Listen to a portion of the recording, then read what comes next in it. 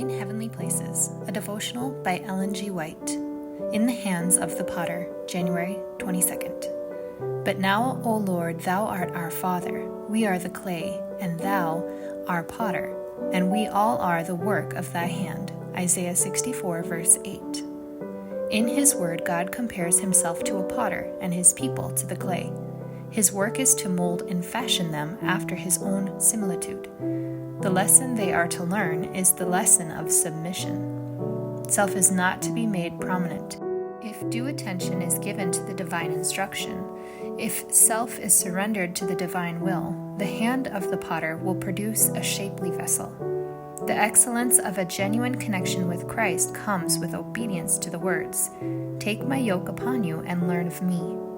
The worker who has this experience has an intense longing to know the fullness of the love that passes knowledge. His capacity to enjoy the love of God constantly increases.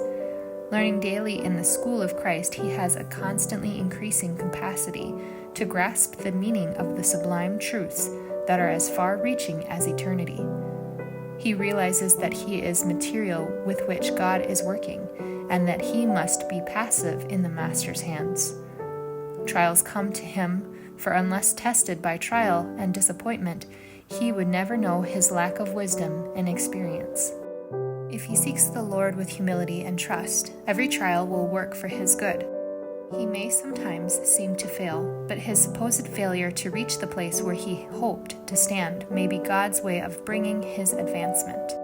He thinks that he has failed, but his supposed failure means a better knowledge of himself and a firmer trust in God. He may make mistakes, but he learns not to repeat these mistakes. United with Christ, the true vine, he is enabled to bear fruit to the glory of God.